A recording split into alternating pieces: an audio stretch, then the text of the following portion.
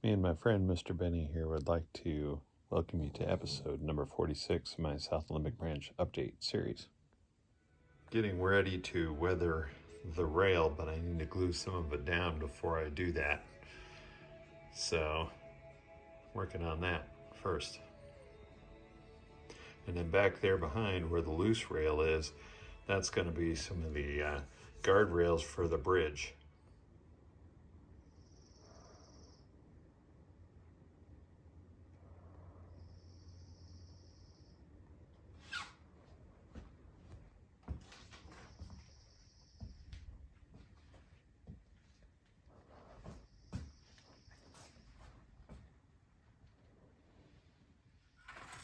I'm going to see if I can cut this styrene to get around the corner. And see, I'm already screwing it up. But I kind of like scored this one already. I need to get the other part here. This is bent that way. That way I can do the old score and snap method, except for this is a little different because I'm going around a corner.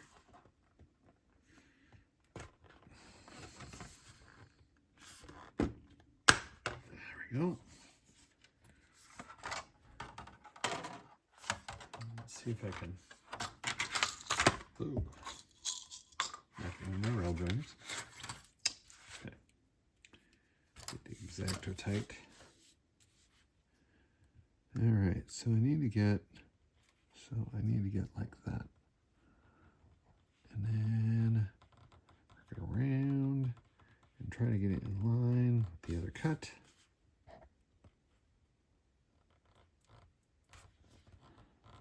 And that. There we go. Let's see how we get.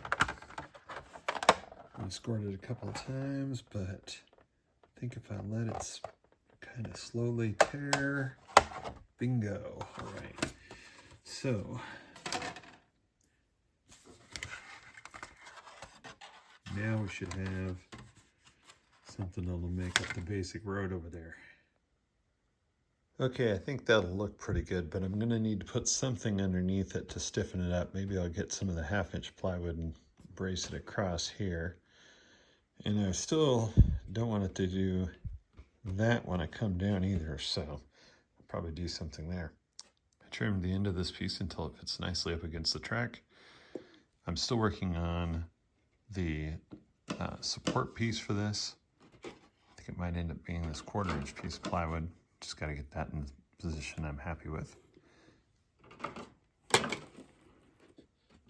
And so once I'm done with that, I'll actually do some painting on this piece. And I'm debating as to whether I'm going to curve the corners or not. This one might not be because I'm going to have a yard over here, so there'll probably be a rail crossing right there.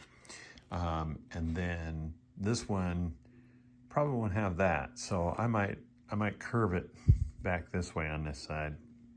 You can see that. Today I had a couple of new things come in, and so let's talk about these. These are the Walthers mainline CB&Q Bulkhead flat cars, and I have some from X-Acto. The X-Acto ones cost me like $53 or $54 a piece. They were kind of on sale to get them at that level, and those are super nice. But I wanted a couple of these, and these were on sale for like $24 a piece. So, you know, that's a lot less. But I'm also sure that they're not quite as, I can see they're not quite as nice. The X-Acto ones have a separately applied wood deck to it that you actually have to paint yourself. Oh, this is new. Look at that. Look at these. I've never seen Walthers do that before. I wonder how to, I'll have to look at wonder if there's an instruction on how to take that off. Nope. guess I'll have to guess. Looks like it just, well, it just pops off of there. Okay. And I'm guessing that's some kind of protection. This car is pretty heavy. I'm surprised. It seems to be, I don't know, maybe it's a little dark. But then again, I never saw these things in person, so I'm not gonna be that guy. Anyway, but still, it's a nice looking car. Got details, nice details on the end. This will be a nice addition to the railroad. The NP one here, which is black,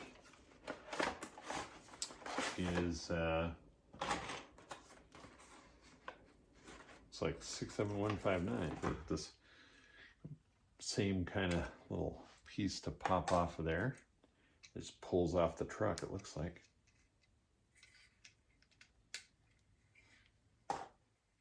Not bad underbody detail. It's not, you know, it's not as nice again as the exact rail cars, but still, I mean, they've actually got metal couplers with, you know, metal sprung couplers on there. So, not bad. It'll be a nice addition to the fleet. And those, I can already tell those are rolling really well. Let's get out the other thing. Take a look at this. I already have a Rapido Northern Pacific switcher, and I do like it.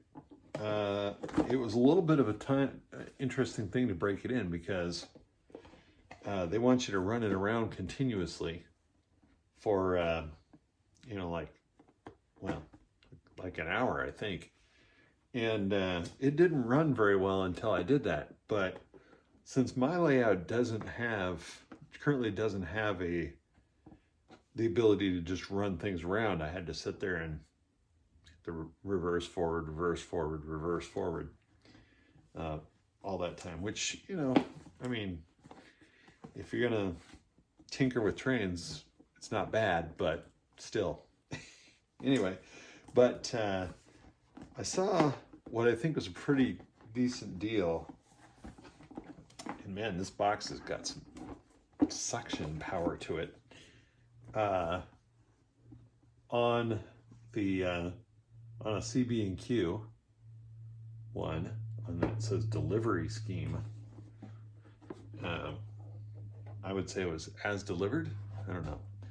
Anyway, manual, of course, but it should operate in similar fashion to the way my Northern Pacific one does. So let's see. Let's take it out of the box. The box out.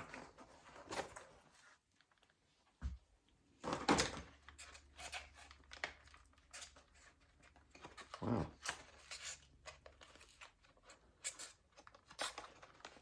It's going to be a tight one.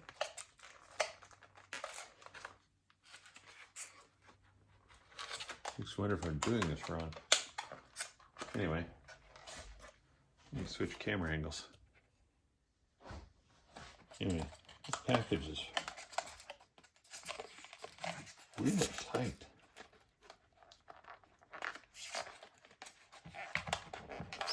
There we go. Ugh.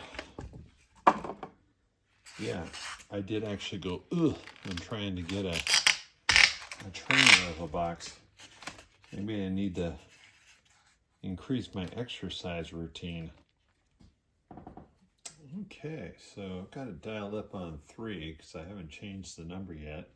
Let's see if we can get the sound on. And there we go.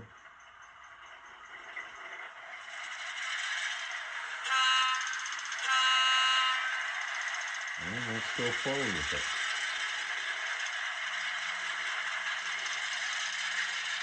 I'm not surprised it's kind of jerked when it started a little bit there. The NP one would do that too, until I did the break-in thing. I suspect I'm going to have to do that with this one too.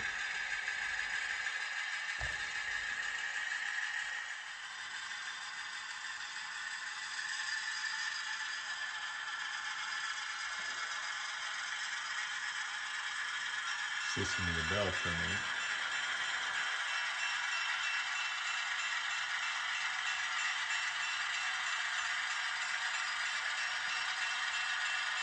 Even though the frogs on my turnouts are powered, I always think that it's a good test of the power pickups on the locomotive when you run through a turnout.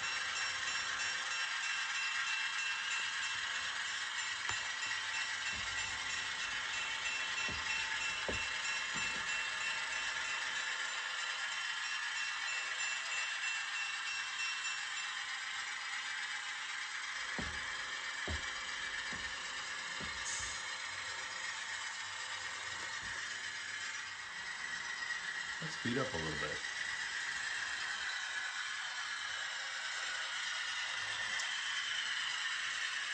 I'll talk a little bit more about the signaling here in a little bit.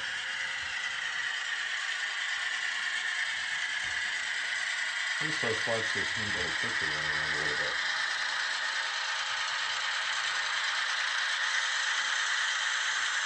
I didn't realize this one didn't come with a beacon.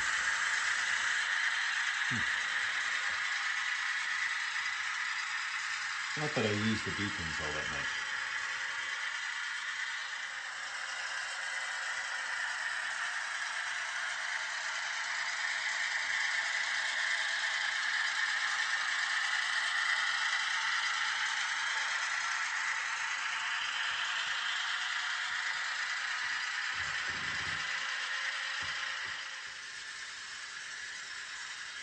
And what's one of my videos without watching a train run over my bridge?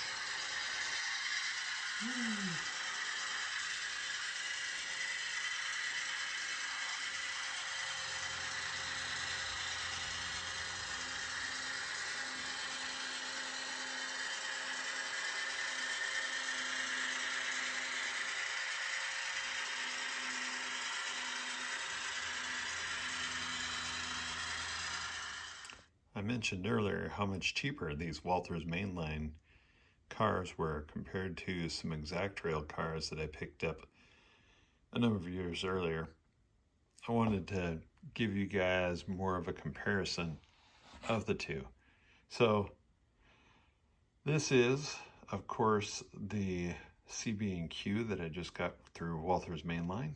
And then this car to the left is one of the Exactrail cars that I got several years ago. Don't remember exactly when. So the first thing you'll notice is that the deck is a different color, and the deck comes with it's a standard laser cut wood, which you paint. And I put a gray paint on this. It wasn't still not exactly all that happy with that. I'm gonna have to come back and I think darken that paint up. The next thing I notice is the ladder rungs. I don't know if you can really see this on this Walthers mainline car, but you'll see how those look. I think that gives you a good look.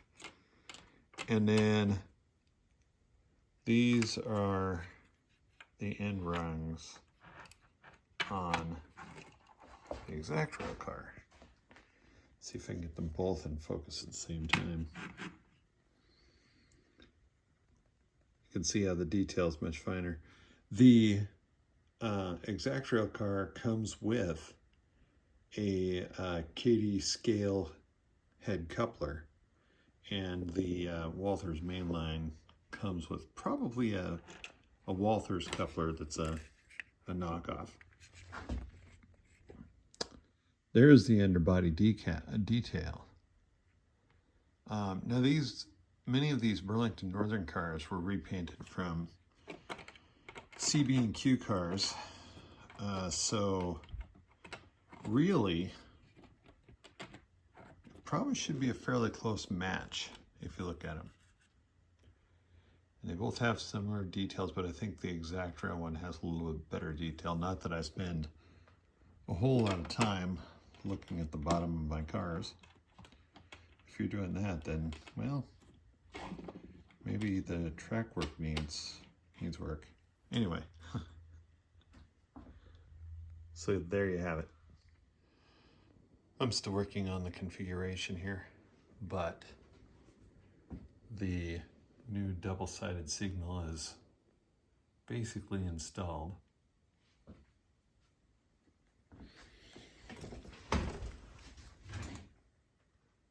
Up there is the BOD8 detector, and there's the signal LCC with the 14 wires that go to that signal bridge.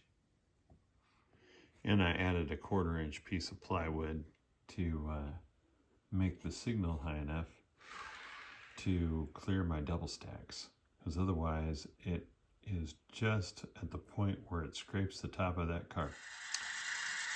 I'd like to close it out by saying I appreciate y'all taking the time to watch episode number 46.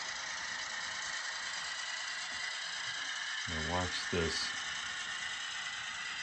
Rapido switcher go right into the next detection section. It's kind of like conjunction junction. What's your function? Take care, everybody.